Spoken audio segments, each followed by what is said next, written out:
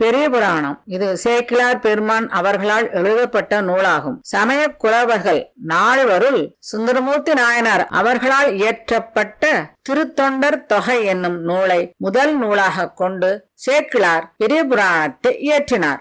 இது 63 நாயன்மார்களின் வாழ்க்கையை கூறும் நூலாகும்.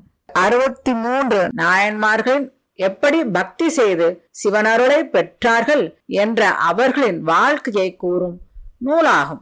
48வது புராணம் ஐயடிகள் காடவர்கோன் நாயனார் புராணம். இவர் 11வது திருமுறையில் கஷேத்திர வெண்பாவை அருளியவர் ஆகும்.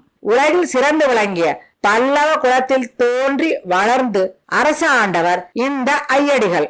இவர் தன் மக்களுக்கு வறுமையும் பகையும் வந்து சேராதபடி அரசாண்டார். மேலும் தன்னுடைய நாட்டில் சைவ நெறி தலைக்கும்படி செய்தவர் ஆகும். இந்த உலகில் எல்லா உயிர்களும் நல்ல வாழ்வினை பெற்று வாழ தீய பகைவர்களை அழித்து அவர்களுடைய நிலங்களை கைப்பற்றி அரசாண்ட ஐயடிகள் தரும நெறி இந்த உலகில் நிலைத்து ஓங்குமாறு சைவ நெறியுடன் வேத நெறியையும் மிகவும் போற்றி அரசாண்டார். சிற்றரசர்கள் எல்லாம் அவருடைய ஏவல் கேட்டு நின்றனர். வட தென் மொழிகளில் அமைந்த கலைகள் எல்லாம் அவரை போற்றி புகழ்ந்தன.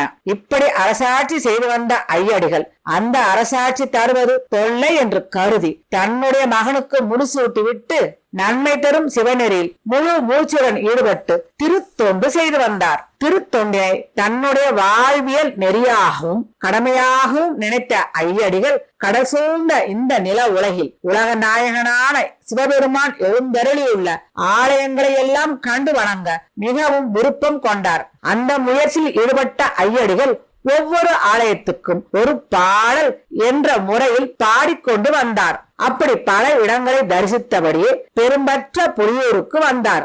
அங்கே திருச்சிற்றம்பலத்தில் எழுந்தருளி கூத்தாடும் இறைவனது திருக்கூத்தினை நேரே நின்று கண்டு மகிழ்ந்து விருப்பமுடன் ஒரு செந்தமிழ் வெண்பா மாலையை பாடி அருளினார். செந்தமிழ் வெண்பா பாடி அருள் பெற்ற ஐயடிகள் அங்கேயே சிறகாலம் தங்கியிருந்து பிள்ளையை சுற்றியுள்ள சிவதலங்களுக்கு எல்லாம் சென்று இறைவனை பணிந்து வணங்கி தொழுது மகிழ்ந்தார். மேலும் முடிந்த அளவு திருப்பணிகளையும் செய்தார். அவர் செல்லும் எல்லா இடங்களிலும் தமிழ் மொழியில் ஒரு வெண்பாவினையும் பாடினார்.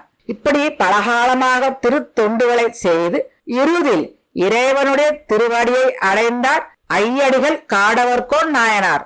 அரசனாக இருந்தாலும் அதில் பற்று கொள்ளாமல் இறைவன் மீது பக்தி கொண்டு இறைவனுக்கு தொண்டு செய்து அவரின் திருவடியை அடைந்தார் ஐயடிகள் காடவர்கோன் நாயனார். ஓம்